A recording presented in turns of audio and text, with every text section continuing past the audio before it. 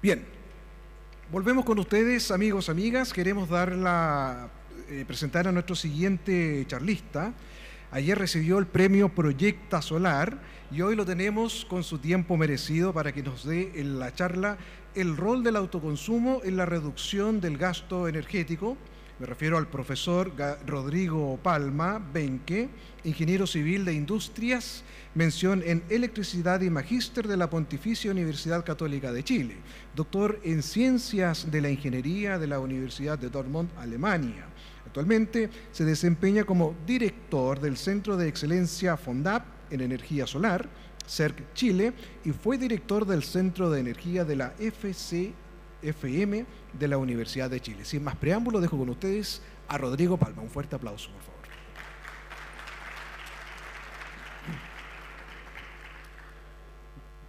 Muy buenos días y muchas gracias, buenas tardes ya. Muchas gracias por la presentación y un gusto poder dirigirme a ustedes ahora para conversar de este tema tan apasionante que es la autogeneración, autoconsumo, que en realidad se refiere más o menos a lo mismo. Primero, en términos de expectativas, es muy difícil cubrir este tema en todo lo que merece, en una charla corta, por lo tanto no esperen acá grandes soluciones. Privilegiamos con el equipo que ven ustedes que es coautor de esta presentación, el poder dar una mirada con elementos que nosotros hemos estado investigando y sumando, por supuesto, antecedentes para dar contexto de esta temática que creemos que todavía está poco abordada en nuestro país. Y lo otro es que me interpongo, hay un cierto atraso en el programa entre mi presentación y el almuerzo, entonces voy a ver si podemos hacer una presentación más o menos rápida. Y para eso, saludarlos de parte del Centro de Energía de la Universidad de Chile, felices de recibirlos y conversar. Ahí está ubicado cerca de la Plaza Ercilla, en Bochef, y cumplimos el anhelo hace algunos años de poder tener ahí unas instalaciones propias que son ese edificio que se ve al fondo. Y al lado derecho ven CERC con los 84 investigadores que hoy día investigan en torno a la energía solar, y ya les contaré por qué aparece SEDA como una nueva iniciativa. La presentación tiene 4 puntos. Después de darles un contexto muy rápido de evolución de esta temática, vamos a contar algo sobre los avances que ha tenido en los últimos años, para pasar a quizás lo más interesante, que son estos nuevos desafíos que nosotros hemos identificado, y finalmente una breve conclusión.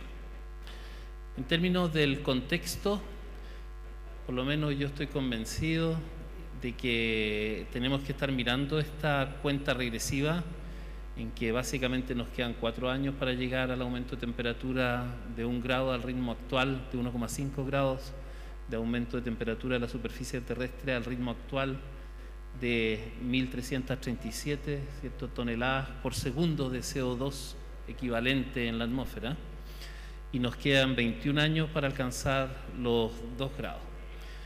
Eso es muy poco tiempo para poder reaccionar. Ustedes escuchaban hoy día que nos demoramos un gobierno en hacer un reglamento, entonces esto requiere de una acción muy potente y coordinada de todos los actores de un país y en general a escala internacional. Estamos muy sensibles, ahí ven parte del producto de un alumno de doctorado de la escuela, donde estamos investigando cómo los eventos extremos, que es la manera en la que nosotros percibimos. Lo más reciente fue hace unos días en Puerto Varas. Todos estos eventos climáticos que van a ser cada vez más frecuentes, los científicos que trabajan en esta materia lo explican con el efecto batea, cómo sacamos el clima de un punto a otro, igual como uno corre una palangana con agua y la sube a una mesa, se producen estos vaivenes, que es lo que observamos en distintas formas. Y unas son estos tornados, otros son estas inundaciones, lluvias, inundaciones, etcétera, aluviones. Y todo eso tiene efecto en la infraestructura eléctrica. Entonces ya hay varios trabajos que indagan en esta materia y que nos permiten ver cómo crear escenarios que no existían antes para poder anticiparnos y estar mejor preparados para los años que vienen. También hay buenas noticias de nuestro país en el contexto amplio. A la izquierda el registro real de los últimos 4 años y medio de la generación solar, de la generación en las distintas estaciones del año, de la generación eólica a la derecha, de la suma de nuestro sol con nuestro viento, y a la derecha abajo la demanda del sistema. Entonces, ¿cómo hacer que abajo a la izquierda se parezca a lo de la derecha? Es algo que tenemos que lograr entre todos. Y no es tan evidente, se ven algunos puntos interesantes como el viento logra que nuestra potencia de energía renovable entre más en la noche, hay una suerte de complementariedad, pero no lo suficiente como para lograr eso. Entonces a mí me piden, en este contexto amplio, donde además Chile ha logrado establecer estos caminos ambiciosos de la NDC y del Acuerdo de París, que nos llevarían a esta carbono neutralidad, que no significa no emitir, significa que en el 2050 vamos a tener un nivel de emisiones en torno a los 65 millones de toneladas de CO2 equivalente al año, pero que gracias a las capturas de nuestros bosques nos permitiría hablar de una carbono neutralidad. Súper frágil, un incendio 2017 y en vez de capturar 65 millones de toneladas, lo que hicimos fue emitir como 15 millones de toneladas ese año. Entonces es un camino muy frágil, pero un camino que el mundo ha evaluado positivamente en este tipo de páginas donde se ve el avance de los distintos países. Somos el único, ¿cierto?, que aparece con amarillo, no verde, pero nadie está verde en el mundo, de estar alineado con los 1,5 grados de temperatura, pero si bien no es un consuelo, al menos estamos tratando como país de liderar esto. ¿Y por qué? No por un tema altruista, sino que en particular nuestro país, que no dispone de combustibles fósiles y no está embarcado en esos intereses, ve como única luz al final del túnel las energías renovables hoy día como parte de nuestra aventura, y también a través de ellas poder contribuir al desafío global, que obviamente no depende de nosotros, pero podemos contribuir para aquello. En ese camino estamos buscando desesperadamente las medidas o acciones de mitigación y adaptación que sean buenas, bonitas y baratas, y cuando uno empieza a hacer eso, y ustedes también están trabajando desde sus áreas, se empieza a volver loco porque es complicado lograr alto impacto potencial, que además sea factible incluso políticamente y además sea costo efectivo. Y en función de eso, Carlos Barría lo dijo hoy día muy clarito, pero se dice poco, que al final nosotros no podemos estar impulsando políticas públicas de que tenemos que cambiar el mercado chileno, o tenemos que hacer más generación distribuida, o menos esto, sin perder de vista el poder estar tranquilos de que el precio futuro de la energía va a ser más bajo para Chile, de que nos podemos regalar una energía para los niveles de pobreza energética la más barata del mundo por la riqueza que tenemos en energías renovables. Y si no está ese check que aspira a algo así como lo que ven ustedes acá, en que los costos de generación sean justamente la gran perilla que queremos mover, pero que siga habiendo costos de generación, porque los que invierten en generación pretenden tener un retorno de capital, que es algo más o menos obvio, también los que invierten en baterías, como se hablaba en el panel pasado, pero están los costos sistémicos que probablemente van a aumentar un poco, los costos de transmisión que probablemente pueden aumentar, y los costos de distribución que no sabemos si aumentan o disminuyen. ¿Por qué? Porque lo descentralizado es una fuerza que tiende a decir necesito menos instalaciones en distribución, pero lo descentralizado también requiere mayor inteligencia en distribución. Es decir, necesita pasar de redes pasivas a redes activas. Y en ese contexto, entonces, es muy importante que en cada cosa que propongamos, desde la academia, desde cualquier lugar, tengamos a la vista, bueno, ¿cómo le pega a esta ecuación?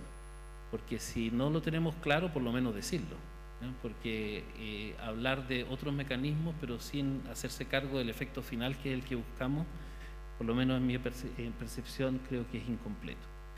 Y entonces, usted dice, está hablando de otra cosa, se equivocó de panel, le pedimos que hablara del autoconsumo. Bueno, y justamente en la lista, esta es una lista muy famosa que se usó en el año 2020 para ver la lista de medidas que Chile iba a privilegiar para poder mitigar y hacer esa curva verde que se distanciaba de la curva roja que les mostré hace algunas láminas en el Acuerdo de París. Y justamente la generación distribuida es la que aparece con el costo negativo más alto como aventura que podemos seguir, eficiencia energética también. Es decir, lo descentralizado es parte importante de esta ecuación. Lo descentralizado, lo distribuido y por ende el autoconsumo, la autogeneración tienen un rol importante y es en ese ámbito donde hoy día queremos comentar algunas cosas.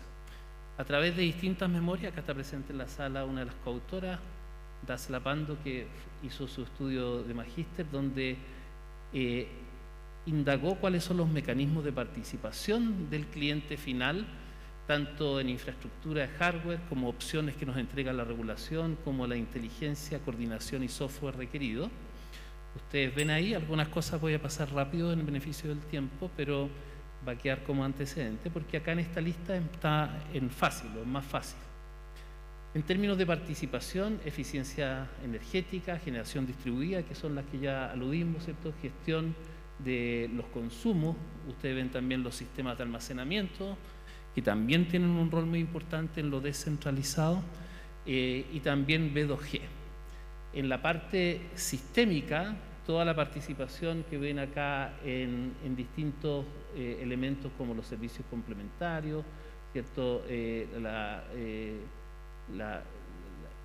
segundo elemento, que es comunicación de sinergias, energía, etcétera, tienen un conjunto de acciones que también podemos emprender desde la mirada sistémica.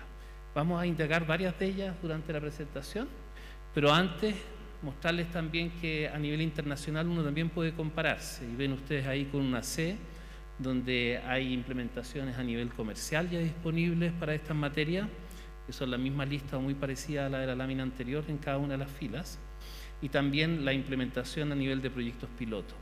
Entonces, si bien nosotros tenemos en varios ámbitos, como ven ustedes, como la generación distribuida a través del net billing, la estructura PMGD o PMG, ya elementos de carácter comercial, hay varias cosas que con suerte están a nivel de pilotos. Por ejemplo, las plantas virtuales, que hay varios académicos en Chile que están levantando, y de la industria también esos conceptos, las microredes, que hoy día también aparecen como ciencia ficción, más que como algo que esté a la mano como para poder impulsarlo en el corto plazo. Y en función de eso, en este estudio se hizo una encuesta donde tratamos de clasificar distintas opciones a través de distintos actores y ponerles una nota, y quedaron efectivamente como las más atractivas estas últimas de acá, para que tengan una percepción en base a una entrevista semiestructurada que se hizo a distintos actores del sector. Entonces tenemos un mapa más o menos de dónde poner la ficha, tenemos un mapa y documentos que están disponibles, van a verlo en la referencia, donde ustedes pueden también guiarse sobre antecedentes de iniciativas más bien fuera de Chile que pueden también ayudar. También hemos hecho mapas, estos mapas como de calor, donde nos hacemos la pregunta, si es que tuviéramos un precio de referencia de un costo de la energía que yo tenga que pagar por lo que monómico equivalente, y lo comparo con cómo evoluciona el precio spot en una barra de referencia durante el día, las 24 horas, acá puedo ver en un mes la cantidad de días que estoy por debajo, por arriba de ese precio, de manera que la zona roja me permite ver las oportunidades que yo tendría de ir a comprar más barato a través de una gestión de demanda, o las oportunidades para un generador, por ejemplo, en que yo le digo, yo reduzco mi consumo y tú tienes que comprar, dejas de comprar caro por mí en esas horas, y puedo colocar mi consumo en otra hora donde está más barato y poder llegar a un acuerdo en esta relación, que hoy día es bastante poco común en Chile, porque si hay algo que estamos viendo es la pasividad de parte del cliente final. No somos actores activos de la transición energética. Esto es a nivel de todo el sistema. Los detalles los pueden ver ahí en la referencia, que es un documento público. Con ese contexto, que es un poco lo que motiva mi presentación, pasamos a comentar lo siguiente, que es avances que hemos tenido. Este es otro trabajo de doctorado del grupo, que hoy día es profesor de la Universidad de Santa María, Dani Espín, que miraba cómo vamos a ir evolucionando. Cuando uno habla de generación distribuida y todo lo descentralizado, como que habla en un paquete, pero puede uno empezar a indagar que, perfecto, tenemos paneles, vehículos eléctricos, pero empiezan a aparecer como actividades productivas, denotadas acá como SPP por la sigla en inglés, pequeñas actividades productivas que puedo coordinar dentro de una red eléctrica. Puedo también tener la posibilidad de microredes. ¿Qué se refiere a la microred? La posibilidad de que no solo dependan de la conexión con la red, sino que puedan operar en forma autónoma este tipo de unidades. Eso es una microred, que un alimentador pueda desconectarse. Eso también podría haber sido algo útil en el blackout. Si yo estoy consumiendo energía, trato de que esa microred deje de pedirle eso al sistema y se la arregle solo, se desconecta al sistema. Si está inyectando energía al sistema, trato de no hacer eso, porque le quitaría, termino de darle el golpe de gracia al sistema si me desconecto, me puedo quedar conectado, aguanto, incluso entregándole más energía si estamos hablando de un problema de baja frecuencia. Y luego de eso, en último caso, si ya no hay nada que salvar, al menos salvo yo ese pedazo de la red. Ese es el mundo que se tiene que venir, y hoy día tenemos esfuerzos en esa línea, pero muy poquitos, y por eso todavía no los vemos muy visibles. Después, las microredes integrando actividades productivas como parte de su lógica dentro de una microred. Y ya otro caso es sistemas aislados, que los vemos, a todos nos enseñaron que lo mejor es interconectarse, pero las tendencias de costo, las miradas post-COVID, etcétera, dan mucha fuerza a sistemas también territoriales autárquicos, que también van a ser parte y son parte hoy día, como les vamos a mostrar, de nuestra realidad. Entonces, en función de eso, hemos hecho este tipo de mapeos para Chile y otros países con los que cooperamos. Y ustedes pueden ver que todo lo descentralizado en Chile o bien se da en un sistema aislado, que se define en nuestra ley hasta el día de hoy, sistemas bajo 1,5 megawatts, sistemas medianos, que son hasta 200 megawatts, donde caben básicamente el sistema de Aysén, ¿cierto? El sistema de Magallanes.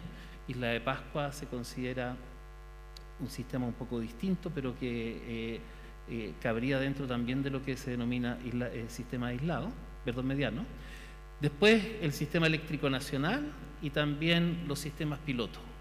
Desde hace tiempo hemos puesto en la normativa chilena que tienen que existir estos proyectos demostrativos y sistemas pilotos, estas experiencias reguladas de manera especial para ir avanzando de manera controlada, pero se hace muy poco uso de eso. Todas estas tienen expresiones PMGD, Net Billing, PMG, que conocen ustedes bien y que no voy a ahondar como para poder avanzar. La única que realmente tenemos formalizada es esta, donde ustedes tienen un generador, usualmente un panel fotovoltaico con un inversor que se puede conectar a la red. Mucha gente se lleva a la decepción de que se corta la red y eso no sirve de nada porque son sistemas on-grid solamente y no tienen la capacidad de ser híbridos. Por lo tanto, ahí empiezan las frustraciones. Nos ha tocado vivir con esas frustraciones en proyectos que hemos impulsado también desde la universidad, y tenemos este medidor, ¿cierto?, bidireccional, y la gracia es que uno tiene un ahorro en la cuenta por el hecho de inyectar esto, reconocido a un cierto precio, que en el caso de Chile se llama net billing, a diferencia de otros países que siguen usando net metering, es decir, reconocen el mismo precio la inyección con el retiro. En el caso nuestro hacemos una diferenciación. Acá lo ven de una manera más gráfica, donde ven como el menú que tiene Chile para poder hacer este tipo de experimentos en sistemas de distinta envergadura, acá los aislados y los sistemas medianos, y después los distintos niveles con este diagrama clásico de lo que es un sistema eléctrico de potencia. Esto es lo que les decía yo, qué beneficios tienen las soluciones descentralizadas. Son láminas del Ministerio de Energía, estos gráficos que ya nos están de alguna forma formando en esta lógica de lo distribuido.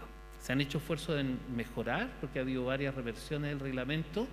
La lógica detrás, acá les muestro una curva real que en uno de los proyectos que participamos en Altos de Azapa, donde tienen el consumo de la comunidad, incluido el bombeo de agua de los canales hasta las piscinas que después por gravedad riegan y que terminan acá en nuestras mesas, porque mucho del alimento, sobre todo en invierno, viene desde Arica a Chile, hacia el centro de Chile.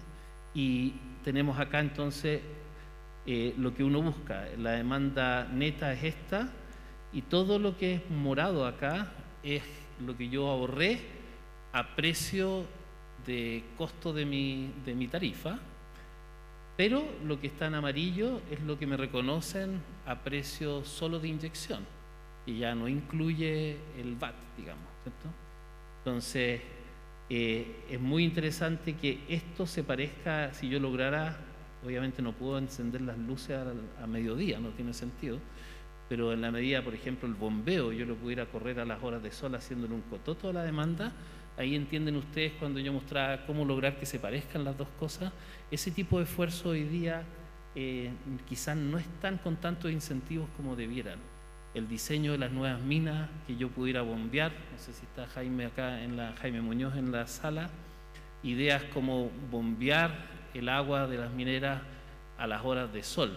Tiene un sobrecosto muy pequeño en las tuberías, en los derechos, etcétera, pero eso me obliga a tener por gravedad un estanque más grande y tengo que tener mayor potencia y dejo de usar energía cuando no está ese recurso. Ese tipo de soluciones requieren de un enfoque de diseño de las nuevas plantas. Hacerlo después no tiene sentido económico, y como es un cambio de paradigma todo esto, si no empezamos a poner ejemplos y casos exitosos para que otros los copien, es súper complicado partir con esta maquinaria. Uno sigue con la maquinaria antigua por una cuestión muy natural de los seres humanos, como todos nosotros, que es tratar de concentrarse en que funcione mi actividad principal, y después veremos todas estas locuras, digamos. Entonces, ¿quiénes pueden beneficiarse? Hoy día tenemos todos estos ámbitos donde ya hay beneficios. En general, en Chile, todas las políticas públicas de autoconsumo tienen que tener mucho cuidado, cuestión que no tiene que suceder igual en Europa, en Japón, el cuidado de no ser regresiva. ¿En qué sentido? En que yo impulse beneficios para la clase media y quienes terminan pagando una capa de nuestra sociedad que ya está en temas de medidores de equidad en forma muy ventajosa, entre comillas, respecto de justamente las personas que no pueden pagarse el panel. Entonces, por eso que las políticas en Chile se han concentrado en edificios públicos, en colegios, tal como lo estamos haciendo en el transporte eléctrico, más que en los vehículos particulares, en los buses eléctricos. Entonces, ese cuidado de ir a ejemplos donde podamos impulsar esto, pero sin efectos regresivos, que son, en el caso de nuestra realidad, muy sensibles desde el punto de vista de la sensación de la comunidad. Bueno, acá les queda como respaldo este límite que se está discutiendo si se puede cambiar de los 300 kilowatts como ejemplo. Esto no había despegado, ya van a ver las cifras, ahí está el cambio que se está impulsando, acá abajo, y también con la ley de almacenamiento, toda esta dimensión de la electromovilidad que apareció y también de los clientes libres. Cosas que tengan en cuenta que han sido modificaciones recientes: la posibilidad de traspasos de excedentes en instalaciones de un mismo propietario, que es un elemento que le da una pequeña ventaja. Esto todavía no revienta, recién está empezando a reemplazar el boom de los PMGD por el tema del precio estabilizado. Está haciendo ahora, por lo que yo hemos visto desde la academia, tomando mucha fuerza por los aumentos de la tarifa eléctrica a nivel domiciliario, producto de la deuda. Empieza a ser ahora atractivo, y los periodos de retorno del capital, que estaban en 12 años, empiezan a meterse en la zona de los 6 años, y ya los privados, además con la percepción de inseguridad por todos estos eventos extremos, empiezan a pensar en instalar cosas en su casa, que es como el nuevo gran negocio, y por eso quizás es oportuno discutir estas cosas en más foros. También están los sistemas comunitarios de propiedad conjunta con este esquema, donde ustedes pueden tener condominios o formas con distintos medidores, y también ahí hay una forma de repartición. Hay ejemplos, pero muy poquitos. Acá ven de otra memoria en la universidad, en este caso no era una alumna mía, de un colega. Ven que Chile está a nivel de los kilowatts, y países cercanos, ¿cierto?, como Brasil, está Reino Unido, España también, con números mucho más ambiciosos.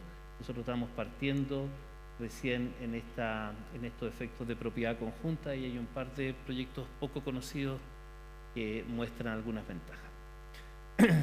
Ahí ven ustedes también para los usuarios que no cumplen con los criterios anteriores, luego de 5 años, los excedentes, como esto no es transformarnos a nosotros como en empresas generadoras, sino que la vocación siempre fue de autogeneración, autoconsumo, es decir, se espera un promedio cero en el largo plazo.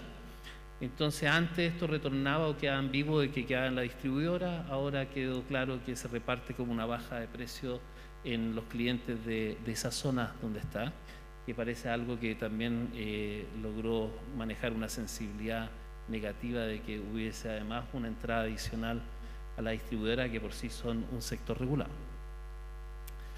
También está la parte de los vehículos eléctricos, les queda ahí algunos comentarios.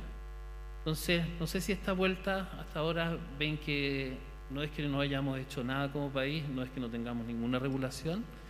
El tema es que hemos tenido un boom muy espectacular en PMGD, en PMG muy bajo. Esto está con mucha discusión en los foros, por lo menos que participamos nosotros. Hay sensibilidades que quizás en la parte de preguntas podemos volver a abordarlas, pero de esta lámina se ve que el sol la lleva, ¿cierto? Que es el motor de los PMGD y también a nivel de net billing, como lo van a ver en la próxima lámina, y que tenemos un desafío muy grande de cómo esto ya empieza a ser importante a nivel del sistema, superando los 3 o en torno a los 3,5 gigas. ¿Ya? El apagón también dio que hablar en relación a esto, y vamos a esperar los estudios para saber qué pasa, pero yo puedo contar las anécdotas de cuando todavía estaba haciendo el doctorado en Alemania y que ya estaba pasando de que las centrales eólicas al principio se les permitía conectarse a nivel de distribución, y cualquier perturbación en la red, la regla era desconectarse, no moleste. Cuando eran poquitas, súper bien, pero cuando eran algunos gigas, ya no se podían desconectar, porque desconectarse significaba un efecto dominó de desastre en el sistema.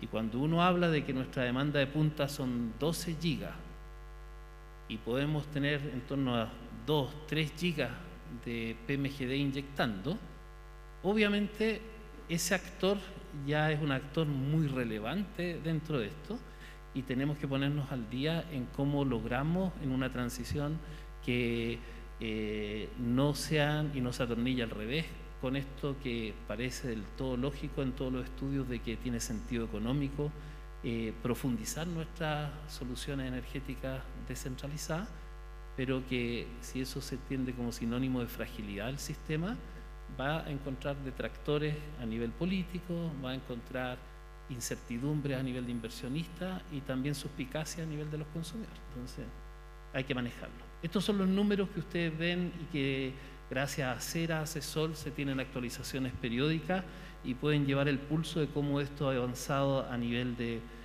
ya con una resolución espacial, y ven las zonas del país donde, muy acorde a dónde está la demanda.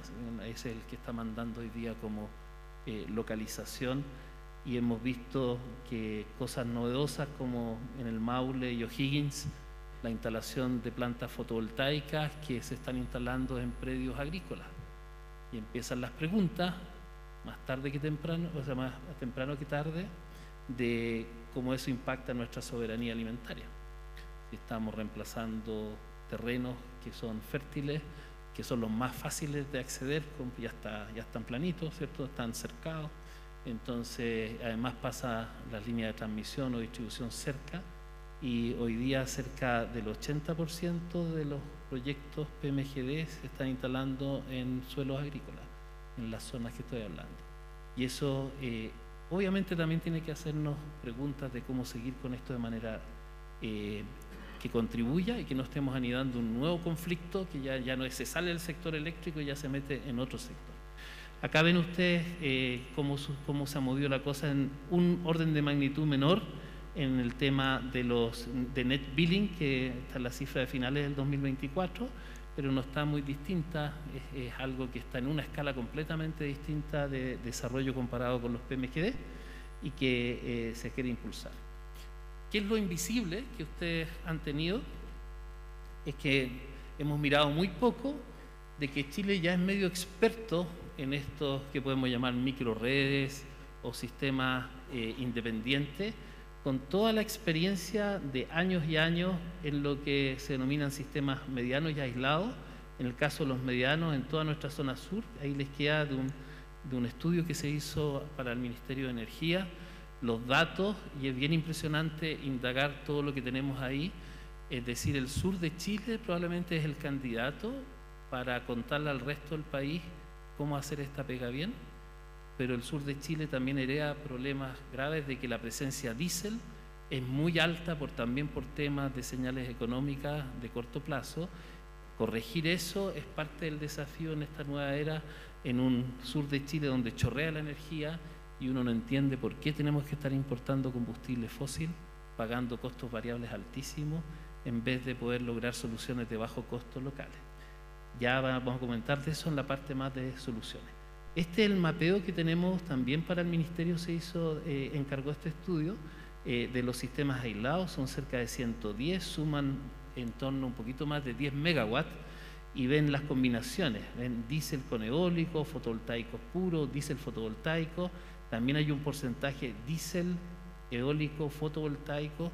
Ahí hay experiencia, hay gente que entiende y que está todos los días tratando de poner en operación este tipo de microredes, que son las que necesitamos integrar en la zona más del sistema eléctrico nacional. Esos son los avances.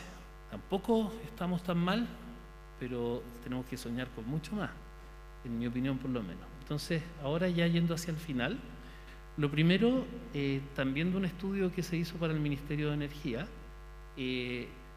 cómo ordenar esto desde el punto de vista de que no se entienda.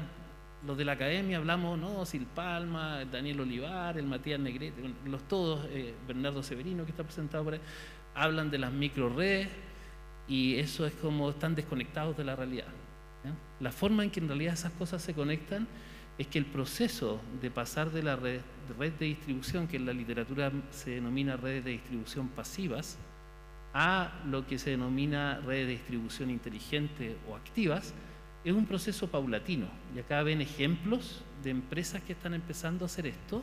Estamos muy al comienzo, pero la introducción coordinada de medios energéticos distribuidos es como el primer paso, es decir, el que se puedan sincronizar a la red. Les parece muy obvio, pero en muchas redes donde nosotros estamos presentes se desconectan a cada rato los paneles fotovoltaicos, o en el caso de Aysén, las centrales hidráulicas pequeñas, por la asimetría de red y los problemas de regulación de tensión y los problemas de frecuencia, no se pueden conectar, y chorrea el agua, y tenemos una resistencia de desahogo que se quema, y podemos tener un lindo sauna ahí, se pierde toda esa energía porque no es capaz de sincronizarse al sistema.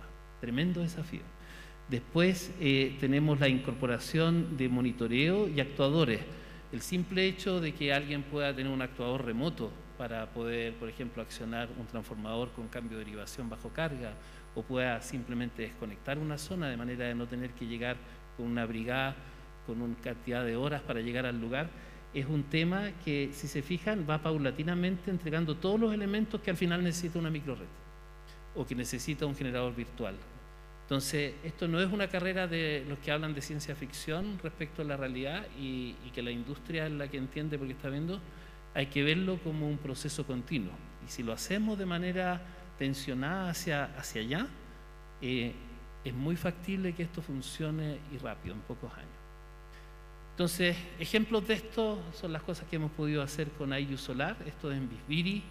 Bisbiri está todavía, a pesar de que está la línea de distribución hecha, todavía está desconectado de la red, porque no se ha encontrado, entiendo yo, la empresa, parece que lo estaban solucionando, que pudiera tomar la labor de distribución, y tiene una red aislada, y entonces nosotros tuvimos que dejar con la opción de interconectarse después esta planta. Esto es una fábrica ahí, de procesamiento de fibra de camélido, que se alimenta con estos paneles solares con seguimiento en un eje, con un sistema de batería, y todas las máquinas traídas desde Italia para procesar esto, y funciona 100% renovable.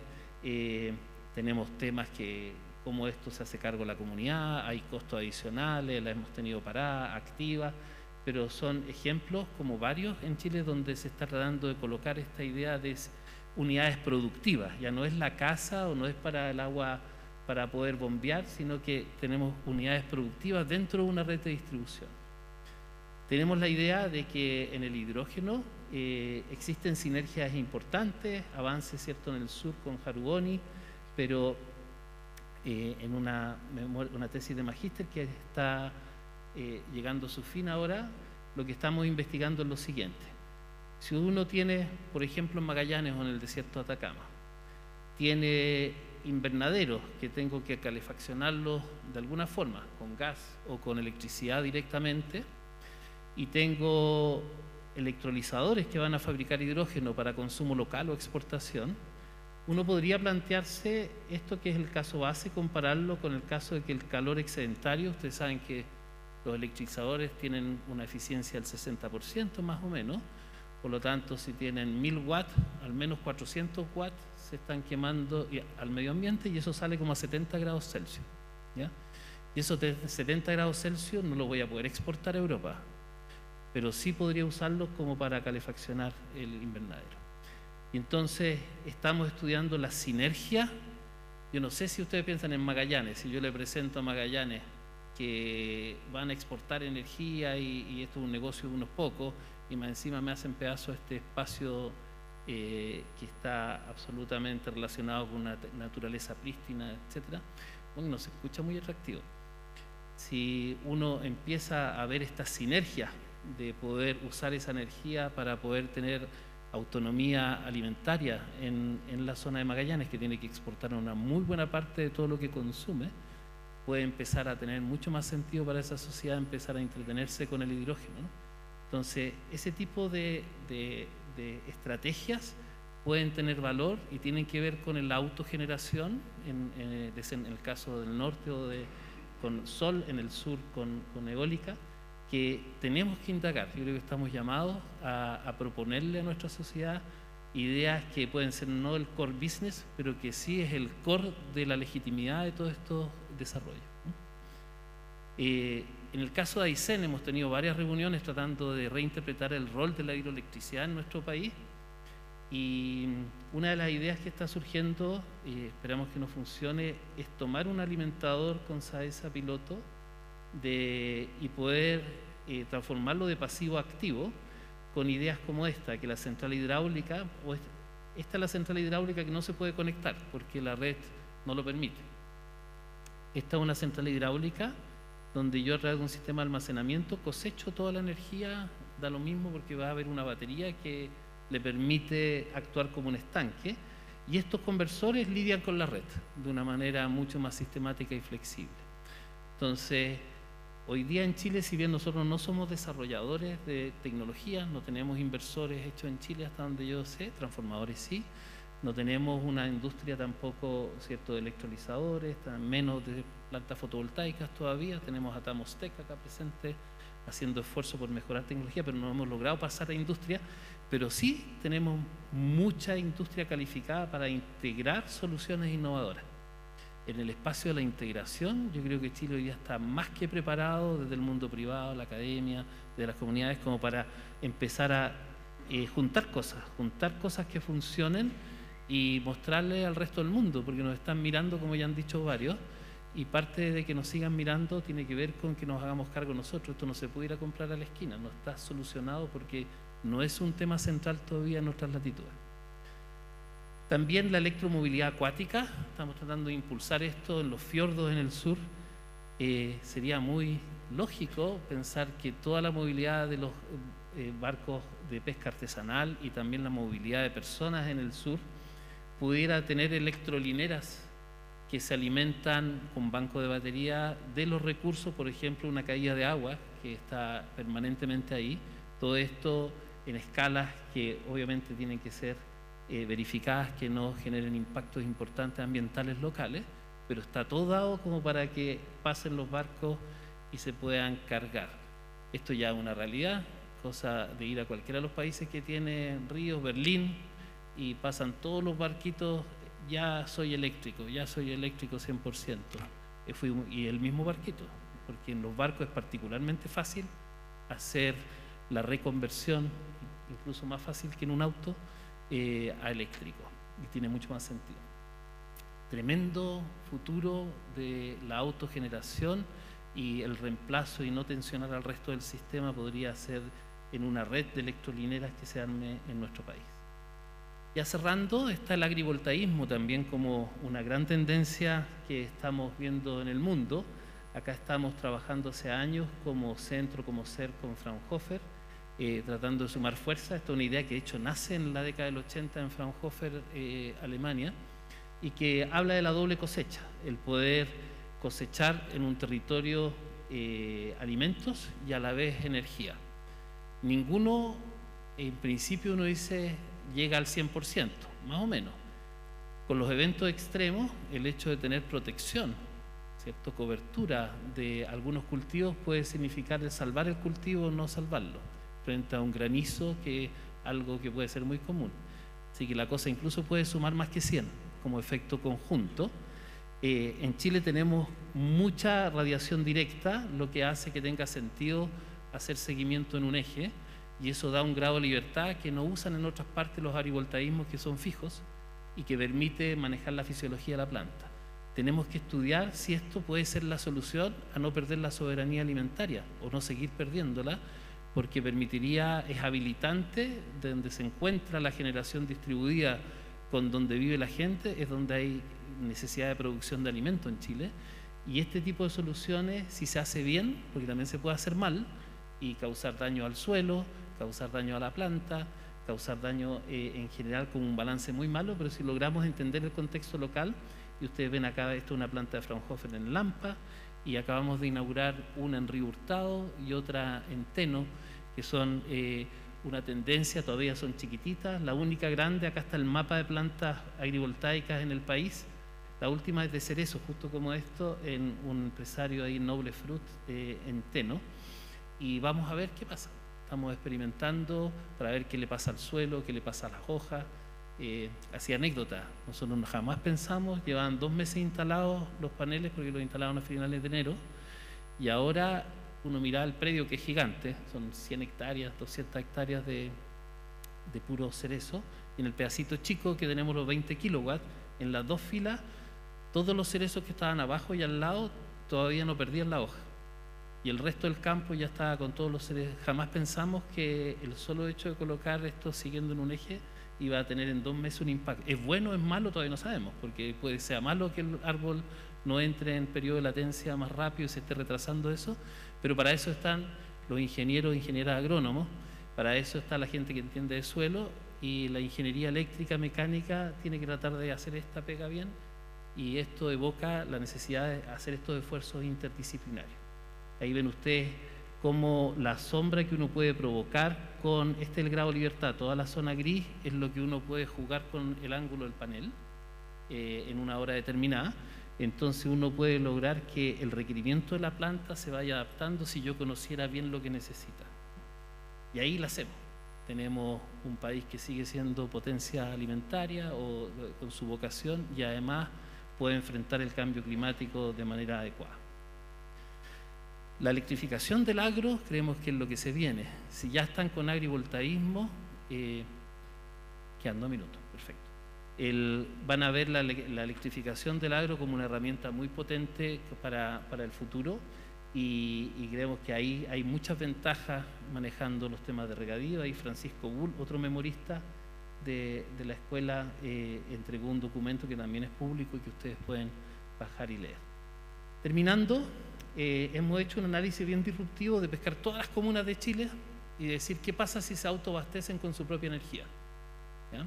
Para eso, Eduardo Cárdenas, que está ahí, es un alumno que realizó este análisis. Para cada comuna tenemos que resolver un problema de optimización. Tenía que poner una ecuación ya como ingeniero, para que la cosa estuviera, por lo menos que sepan que ahí se resuelven algunos modelitos. Tenemos los recursos energéticos solar y hidráulico. Esto va mucho más allá de la electricidad, eólico, forestal, todos los rastrojos, ¿cierto?, y resto de la actividad agrícola. Todo eso están mapeados en Chile para cada comuna, y con eso logramos calcular LCOEs, niveles costo nivelados de la energía para cada comuna en Chile, con los valores actuales, y con distintos supuestos de los niveles de almacenamiento. Y estos son los mapas que se están obteniendo, que nos está diciendo donde sale verde, zonas que son como los frutos cercanos. Por eso hablamos de que Aysén debiera ser la primera región 100% renovable en nuestro país, Arica probablemente la segunda, y empezar a hacernos como mini metas país y sentirnos orgullosos de que tenemos una primera región 100% renovable, por ejemplo. Ese tipo de aventuras necesitan este tipo de evidencia y estamos todavía, esto depende mucho, de hecho todavía no defiende Eduardo, porque estamos revisando y esto es un resultado preliminar para que lo tengan, y también pueden ver de qué está constituido, cuál es el energético primario, que es la solución en cada comuna del país. Pueden ir revisando cuál es el que manda, si es la hidroelectricidad, la biomasa, etcétera, o el mix. No voy a entrar más en detalle, ya que se me acabó el tiempo, pero lo pueden revisar, porque voy hacia el final. Las últimas dos láminas tienen que ver con la importancia de que esto no es que a uno le llegue, va a comprar una tecnología y la enchufa. Nuestra experiencia es que si esto no se hace en procesos participativos, los que se denomina co-construcción de soluciones energéticas, tenemos una experiencia y tienen algunas de las referencias de tratar de hacer esto de forma sistemática. Lo hemos hecho en CERC. Pueden ustedes ver ahí que quizás con eso hay más chances de que la solución sea sostenible. Yo sé que hay muchas empresas ya conscientes en esto, pero no quería dejar de mencionarlo como un punto muy central. Para esto hemos creado una nueva estructura que ya está funcionando con el apoyo del Ministerio de Energía, que se llama CEDA, es un Centro Nacional de Soluciones Energéticas Descentralizadas, Avanzadas, y lo bueno de eso, tenemos 0 pesos, ¿ya? Pero están las ganas, es como el mundial que se hizo. Voy a saltar esto para que lo tengan como respaldo, pero en forma inédita logramos firmar 20 universidades, lograron firmar junto a 2 instituciones, está Fraunhofer también, con presencia de Arica, Punta Arenas, un MOU. Esa cuestión no es tan fácil.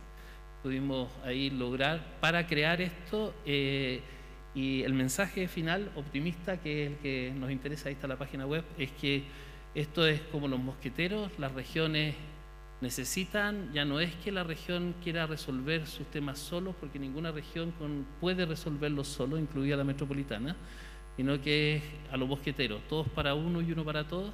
Hay un desafío en Aysén, poner las mejores capacidades del país a Aysén, pero con liderazgo de Aysén. Y luego la gente de Aysén, que va a ser experta en microhidráulica y alimentadores inteligentes, ofrecer su know-how para cuando se arme el equipo de los lagos o se arme el equipo de Ñuble, para poder solucionar el problema energético. Esa es la lógica cooperativa que estamos tratando de impulsar en esta aventura de este Centro Nacional para Soluciones Energéticas Descentralizadas. Espero entiendan, tiene mucho que ver con el discurso del autoconsumo y la autogeneración. Con esto termino la presentación enfatizando la necesidad de que estas funciones complejas las podamos resolver a través de proyectos demostrativos en Chile, que sean pilotos pero que sean bienes públicos, y salir de la planilla Excel, que es nuestra gran fortaleza como país. Tenemos que tener todo ultra demostrado en una planilla Excel, pero que los que estamos metidos en temas de innovación tecnológica, mientras uno no vuela y no esté metido en el fierro, es muy difícil, y hablar con las personas, darse cuenta de cómo hacer las cosas realmente bien. Por eso la necesidad de estos proyectos. Muchas gracias.